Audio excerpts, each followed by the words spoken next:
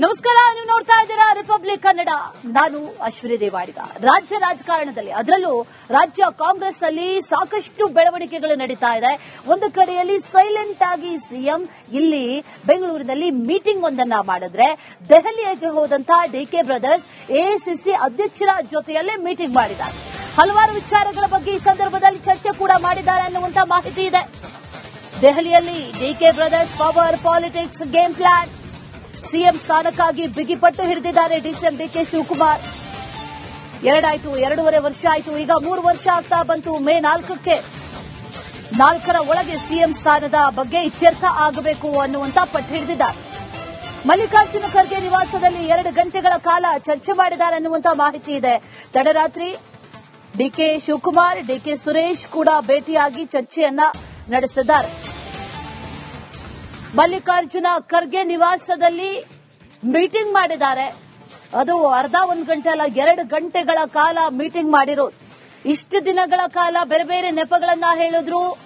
ಚುನಾವಣಾ ಕಾರಣದಿಂದ ಮುಂದೂಡಿಕೆ ಮಾಡಲಾಯಿತು, ಅದರ ಜೊತೆಯಲ್ಲಿ ಪಕ್ಷಕ್ಕೆ ಡ್ಯಾಮೇಜ್ ಆಗೋದು ಬೇಡ ಅನ್ನುವಂತಹ ನಿಟ್ಟಿನಲ್ಲಿ ಸೈಲೆಂಟ್ ಆಗಿದ್ದಾಯಿತು.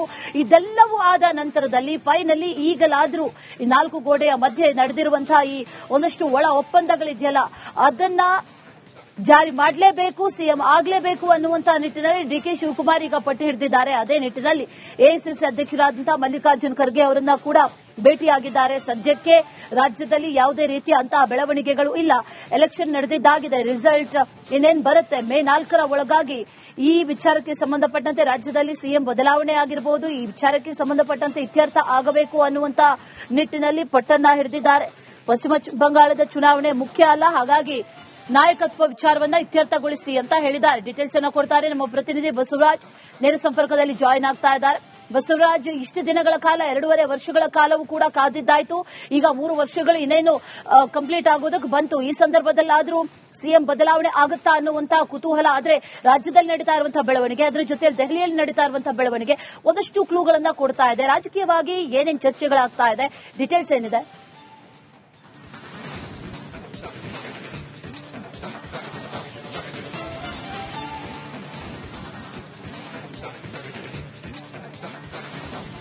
ಖಂಡಿತ ಅಶ್ವಿನಿ, ಮೇ 20ಕ್ಕೆ ರಾಜ್ಯ ಕಾಂಗ್ರೆಸ್ ಸರ್ಕಾರ ಬಂದು 3 ವರ್ಷ ತುಂಬುತ್ತಾ ಇದೆ. 2.5 ವರ್ಷಕ್ಕೆ ಅಧಿಕಾರ ಹಂಚಿಕೆ ಚರ್ಚೆ ಜೋರಾಗಿ ನಡೀತು. ನವೆಂಬರ್ ತಿಂಗಳಲ್ಲೇ ಒಂದು ಎಲ್ಲವೂ ಕೂಡ ಅಂತಿಮ ಆಗುತ್ತೆ ಅನ್ನುವಂತ ಮಾತುಗಳು ಚರ್ಚೆಯಲ್ಲಿದ್ವು. ಆದ್ರೆ ಅಂತಿಮವಾಗಿ ಬಜೆಟ್ ಅನ್ನುವಂತ ಕಾರಣ, ಬೆಳಗಾವಿ ಅಧಿವೇಶನ ಅನ್ನುವಂತ ಕಾರಣ, ಪಂಚರಾಜ್ಯಗಳ ಚುನಾವಣೆ ಕಾರಣ ಎಲ್ಲವನ್ನು ನೆಪವೊಡ್ಡಿ ಈ ಒಂದು ನಾಯಕತ್ವದ ವಿಚಾರ ಆಗಲಿ, ಸಚಿವ ಸಂಪುಟ ಪುನರ್ರಚನೆ ಆಗಲಿ ಯಾವುದನ್ನು ಕೂಡ ಮಾಡೋಕೆ ಕಾಂಗ್ರೆಸ್ ಹೈಕಮಾಂಡ್ ಮುಂದಾಗಲಿಲ್ಲ. ಸಾಕಷ್ಟು ಒತ್ತಡ ಇದೆ. ಒತ್ತಡವನ್ನ ಶಾಸಕರು ಕೂಡ ಹೇರ್ತಾ ಇದ್ದಾರೆ. ಡಿಸಿಎಂ ಡಿಕೆ ಶಿವಕುಮಾರ್ ಅವರು ಕೂಡ ನಾಯಕತ್ವದ ವಿಚಾರವನ್ನ ಬಗೆಹರಿಸಿಕೊಡಿ ಅನ್ನುವಂತ ಒತ್ತಡವನ್ನ ತೀವ್ರವಾಗಿ ಹೇರ್ತಾನೆ ಇದ್ದಾರೆ. ರಾಜ್ಯದವರಾಗಿರ್ತಕ್ಕಂಥ ಎಐಸಿಸಿ ಅಧ್ಯಕ್ಷರಾಗಿರ್ತಕ್ಕಂಥ ಮಲ್ಲಿಕಾರ್ಜುನ ಖರ್ಗೆ ಅವರು ಕೂಡ ಹೈಕಮಾಂಡ್ ಎಲ್ಲವನ್ನು ತೀರ್ಮಾನ ಮಾಡುತ್ತೆ, ಅಲ್ಲಿವರೆಗೂ ವೇಟ್ ಮಾಡಬೇಕು ಅನ್ನುವಂತ ಮಾತುಗಳನ್ನ ಹೇಳ್ತಾನೆ ಬರ್ತಾ ಇದ್ರು. ಆದ್ರೆ ಈಗ ಪಂಚರಾಜ್ಯಗಳ ಚುನಾವಣೆ ಅಂತಿಮ ಹಂತಕ್ಕೆ ಬಂದಿರತಕ್ಕಂಥದ್ದು. ಮೇ 4ಕ್ಕೆ ಫಲಿತಾಂಶ ಇದೆ. ಅದರ ಹೊರತಾಗಿ ಕೂಡ ಈಗ 1.5 ವರ್ಷಗಳ ಕಾಲ ಯಾವುದೇ ದೊಡ್ಡ ಮಟ್ಟದ ಬೆಳವಣಿಗೆಗಳು ರಾಜಕೀಯದಲ್ಲಿ ಇಲ್ಲ.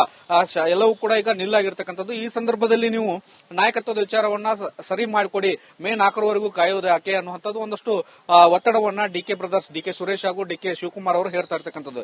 ಈಗಾಗಲೇ ನೀವು 2.5 ವರ್ಷಕ್ಕೆ ನಾಯಕತ್ವವನ್ನು ಬಗೆಹರಿಸಿಕೊಡ್ತೇನೆ ಅನ್ನೋ ಮಾತುಗಳನ್ನ ಕೊಟ್ಟಿದ್ರಿ. ಅದರಂತೆ 2.5 ವರ್ಷಕ್ಕೆ ಮಾಡಬೇಕಾಗಿತ್ತು. ನಾನಾ ಕಾರಣಗಳನ್ನ ಹೇಳಿ, ನೆಪಗಳನ್ನ ಹೇಳಿ ಮುಂದಕ್ಕೆ ಹಾಕುವಂತ ಕೆಲಸಗಳನ್ನ ಮಾಡ್ತಾ ಇದ್ರಿ. ಈಗ ಯಾವುದೇ ತರಹದ ಬೆಳವಣಿಗೆಗಳಿಲ್ಲ.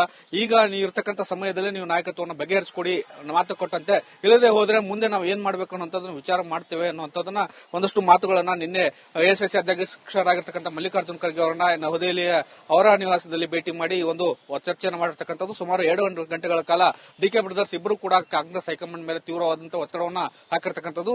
ಆದ್ರಿಂದ ಮೇ 4ರ ನಂತರ ಈಗ ನಾಯಕತ್ವದ ವಿಚಾರ, ಸಚಿವ ಸಂಪುಟ ಪುನರ್ರಚನೆ ವಿಚಾರವಾಗಿ ಕಾಂಗ್ರೆಸ್ ಹೈಕಮಾಂಡ್ ದೆಹಲಿ ಕರೆಯುತ್ತಾ ಸಿಎಂ ಡಿಸಿಎಂ ನ ಅಥವಾ ಅದರ ಒಳಗಾಗಿ ಕರೆಯುತ್ತಾ ಅನ್ನೋದು ಸದ್ಯದ ಕುತೂಹಲ ಇದೆ. ಇವತ್ತು ಅಥವಾ ನಾಳೆ ಒಂದು ಸ್ಪಷ್ಟವಾದಂತಹ ಮಾಹಿತಿಗಳು ಹೊರಬೀಳುವಂತಹ ಸಾಧ್ಯತೆಗಳು ಕೂಡ ಈಗ ಗೋಚರಿಸ್ತಾ ಇದ್ದಾವೆ.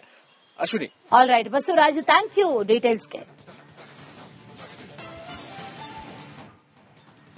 ನಮಸ್ಕಾರ, ನೀವು ನೋಡ್ತಾ ಇದ್ದೀರಾ ರಿಪಬ್ಲಿಕ್ ಕನ್ನಡ. ನಾನು ಅಶ್ವಿನಿ ದೇವಾಡಿಗ. ರಾಜ್ಯ ರಾಜಕಾರಣದಲ್ಲಿ, ಅದರಲ್ಲೂ ರಾಜ್ಯ ಕಾಂಗ್ರೆಸ್ನಲ್ಲಿ ಸಾಕಷ್ಟು ಬೆಳವಣಿಗೆಗಳು ನಡೀತಾ ಇದೆ. ಒಂದು ಕಡೆಯಲ್ಲಿ ಸೈಲೆಂಟ್ ಆಗಿ ಸಿಎಂ ಇಲ್ಲಿ ಬೆಂಗಳೂರಿನಲ್ಲಿ ಮೀಟಿಂಗ್ ಒಂದನ್ನ ಮಾಡಿದ್ರೆ, ದೆಹಲಿಗೆ ಹೋದಂತಹ ಡಿಕೆ ಬ್ರದರ್ಸ್ ಎಐಸಿಸಿ ಅಧ್ಯಕ್ಷರ ಜೊತೆಯಲ್ಲೇ ಮೀಟಿಂಗ್ ಮಾಡಿದ್ದಾರೆ. ಹಲವಾರು ವಿಚಾರಗಳ ಬಗ್ಗೆ ಈ ಸಂದರ್ಭದಲ್ಲಿ ಚರ್ಚೆ ಕೂಡ ಮಾಡಿದ್ದಾರೆ ಅನ್ನುವಂತ ಮಾಹಿತಿ ಇದೆ. ದೆಹಲಿಯಲ್ಲಿ DK brothers power politics game plan. CM ಸ್ಥಾನಕ್ಕಾಗಿ ಬಿಗಿಪಟ್ಟು ಹಿಡಿದಿದ್ದಾರೆ ಡಿಸಿಎಂ ಡಿಕೆ ಶಿವಕುಮಾರ್. 2.5 ವರ್ಷ ಆಯಿತು. ಈಗ 3 ವರ್ಷ ಆಗ್ತಾ ಬಂತು. ಮೇ 4ಕ್ಕೆ 4ರ ಒಳಗೆ ಸಿಎಂ ಸ್ಥಾನದ ಬಗ್ಗೆ ಇತ್ಯರ್ಥ ಆಗಬೇಕು ಅನ್ನುವಂತ ಪಟ್ಟು ಹಿಡಿದಿದ್ದಾರೆ. ಮಲ್ಲಿಕಾರ್ಜುನ ಖರ್ಗೆ ನಿವಾಸದಲ್ಲಿ 2 ಗಂಟೆಗಳ ಕಾಲ ಚರ್ಚೆ ಮಾಡಿದ್ದಾರೆ ಅನ್ನುವಂತ ಮಾಹಿತಿ ಇದೆ. ತಡರಾತ್ರಿ ಡಿಕೆ ಶಿವಕುಮಾರ್, ಡಿಕೆ ಸುರೇಶ್ ಕೂಡ ಭೇಟಿಯಾಗಿ ಚರ್ಚೆಯನ್ನ ನಡೆಸಿದ್ದಾರೆ. ಮಲ್ಲಿಕಾರ್ಜುನ ಖರ್ಗೆ ನಿವಾಸದಲ್ಲಿ ಮೀಟಿಂಗ್ ಮಾಡಿದ್ದಾರೆ. ಅದು ಅರ್ಧ 1 ಗಂಟೆ ಅಲ್ಲ, 2 ಗಂಟೆಗಳ ಕಾಲ ಮೀಟಿಂಗ್ ಮಾಡಿರೋದು. ಇಷ್ಟು ದಿನಗಳ ಕಾಲ ಬೇರೆ ಬೇರೆ ನೆಪಗಳನ್ನ ಹೇಳಿದ್ರು. ಚುನಾವಣಾ ಕಾರಣದಿಂದ ಮುಂದೂಡಿಕೆ ಮಾಡಲಾಯಿತು, ಅದರ ಜೊತೆಯಲ್ಲಿ ಪಕ್ಷಕ್ಕೆ ಡ್ಯಾಮೇಜ್ ಆಗೋದು ಬೇಡ ಅನ್ನುವಂತಹ ನಿಟ್ಟಿನಲ್ಲಿ ಸೈಲೆಂಟ್ ಆಗಿದ್ದಾಯಿತು. ಇದೆಲ್ಲವೂ ಆದ ನಂತರದಲ್ಲಿ ಫೈನಲಿ ಈಗಲಾದ್ರೂ ಈ 4 ಗೋಡೆಯ ಮಧ್ಯೆ ನಡೆದಿರುವಂತಹ ಈ ಒಂದಷ್ಟು ಒಳ ಒಪ್ಪಂದಗಳಿದೆಯಲ್ಲ, ಅದನ್ನ ಜಾರಿ ಮಾಡಲೇಬೇಕು, ಸಿಎಂ ಆಗಲೇಬೇಕು ಅನ್ನುವಂತಹ ನಿಟ್ಟಿನಲ್ಲಿ ಡಿಕೆ ಶಿವಕುಮಾರ್ ಈಗ ಪಟ್ಟು ಹಿಡಿದಿದ್ದಾರೆ. ಅದೇ ನಿಟ್ಟಿನಲ್ಲಿ ಎಐಸಿಸಿ ಅಧ್ಯಕ್ಷರಾದಂತಹ ಮಲ್ಲಿಕಾರ್ಜುನ ಖರ್ಗೆ ಅವರನ್ನ ಕೂಡ ಭೇಟಿಯಾಗಿದ್ದಾರೆ. ಸದ್ಯಕ್ಕೆ ರಾಜ್ಯದಲ್ಲಿ ಯಾವುದೇ ರೀತಿಯ ಅಂತಹ ಬೆಳವಣಿಗೆಗಳು ಇಲ್ಲ. ಎಲೆಕ್ಷನ್ ನಡೆದಿದ್ದಾಗಿದೆ, ರಿಸಲ್ಟ್ ಇನ್ನೇನು ಬರುತ್ತೆ. ಮೇ 4ರ ಒಳಗಾಗಿ ಈ ವಿಚಾರಕ್ಕೆ ಸಂಬಂಧಪಟ್ಟಂತೆ ರಾಜ್ಯದಲ್ಲಿ ಸಿಎಂ ಬದಲಾವಣೆ ಆಗಿರಬಹುದು, ಈ ವಿಚಾರಕ್ಕೆ ಸಂಬಂಧಪಟ್ಟಂತೆ ಇತ್ಯರ್ಥ ಆಗಬೇಕು ಅನ್ನುವಂತ ನಿಟ್ಟಿನಲ್ಲಿ ಪಟ್ಟನ್ನ ಹಿಡಿದಿದ್ದಾರೆ. ಪಶ್ಚಿಮ ಬಂಗಾಳದ ಚುನಾವಣೆ ಮುಖ್ಯ ಅಲ್ಲ, ಹಾಗಾಗಿ ನಾಯಕತ್ವ ವಿಚಾರವನ್ನ ಇತ್ಯರ್ಥಗೊಳಿಸಿ ಅಂತ ಹೇಳಿದ್ದಾರೆ. ಡೀಟೇಲ್ಸ್ ಅನ್ನು ಕೊಡ್ತಾರೆ ನಮ್ಮ ಪ್ರತಿನಿಧಿ ಬಸವರಾಜ್, ನೇರ ಸಂಪರ್ಕದಲ್ಲಿ ಜಾಯಿನ್ ಆಗ್ತಾ ಇದ್ದಾರೆ. ಬಸವರಾಜ್, ಇಷ್ಟು ದಿನಗಳ ಕಾಲ 2.5 ವರ್ಷಗಳ ಕಾಲವೂ ಕೂಡ ಕಾದಿದ್ದಾಯ್ತು. ಈಗ 3 ವರ್ಷಗಳು ಇನ್ನೇನು ಕಂಪ್ಲೀಟ್ ಆಗೋದಕ್ಕೆ ಬಂತು. ಈ ಸಂದರ್ಭದಲ್ಲಾದ್ರೂ ಸಿಎಂ ಬದಲಾವಣೆ ಆಗುತ್ತಾ ಅನ್ನುವಂತಹ ಕುತೂಹಲ. ಆದ್ರೆ ರಾಜ್ಯದಲ್ಲಿ ನಡೀತಾ ಇರುವಂತಹ ಬೆಳವಣಿಗೆ, ಅದರ ಜೊತೆಯಲ್ಲಿ ದೆಹಲಿಯಲ್ಲಿ ನಡೀತಾ ಇರುವಂತಹ ಬೆಳವಣಿಗೆ ಒಂದಷ್ಟು ಕ್ಲೂಗಳನ್ನ ಕೊಡ್ತಾ ಇದೆ. ರಾಜಕೀಯವಾಗಿ ಏನೇನು ಚರ್ಚೆಗಳಾಗ್ತಾ ಇದೆ, ಡೀಟೇಲ್ಸ್ ಏನಿದೆ?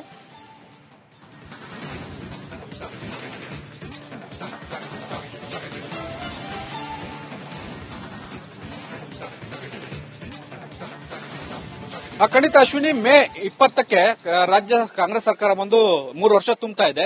2.5 ವರ್ಷಕ್ಕೆ ಅಧಿಕಾರ ಹಂಚಿಕೆ ಚರ್ಚೆ ಜೋರಾಗಿ ನಡೀತು. ನವೆಂಬರ್ ತಿಂಗಳಲ್ಲೇ ಒಂದು ಎಲ್ಲವೂ ಕೂಡ ಅಂತಿಮ ಆಗುತ್ತೆ ಅನ್ನುವಂತ ಮಾತುಗಳು ಚರ್ಚೆಯಲ್ಲಿದ್ವು. ಆದ್ರೆ ಅಂತಿಮವಾಗಿ ಬಜೆಟ್ ಅನ್ನುವಂತ ಕಾರಣ, ಬೆಳಗಾವಿ ಅಧಿವೇಶನ ಅನ್ನುವಂತ ಕಾರಣ, ಪಂಚರಾಜ್ಯಗಳ ಚುನಾವಣೆ ಕಾರಣ ಎಲ್ಲವನ್ನು ನೆಪವೊಡ್ಡಿ ಈ ಒಂದು ನಾಯಕತ್ವದ ವಿಚಾರ ಆಗಲಿ, ಸಚಿವ ಸಂಪುಟ ಪುನರ್ರಚನೆ ಆಗಲಿ ಯಾವುದನ್ನು ಕೂಡ ಮಾಡೋಕೆ ಕಾಂಗ್ರೆಸ್ ಹೈಕಮಾಂಡ್ ಮುಂದಾಗಲಿಲ್ಲ. ಸಾಕಷ್ಟು ಒತ್ತಡ ಇದೆ. ಒತ್ತಡವನ್ನ ಶಾಸಕರು ಕೂಡ ಹೇರ್ತಾ ಇದ್ದಾರೆ. ಡಿಸಿಎಂ ಡಿಕೆ ಶಿವಕುಮಾರ್ ಅವರು ಕೂಡ ನಾಯಕತ್ವದ ವಿಚಾರವನ್ನ ಬಗೆಹರಿಸಿಕೊಡಿ ಅನ್ನುವಂತ ಒತ್ತಡವನ್ನ ತೀವ್ರವಾಗಿ ಹೇರ್ತಾನೆ ಇದ್ದಾರೆ.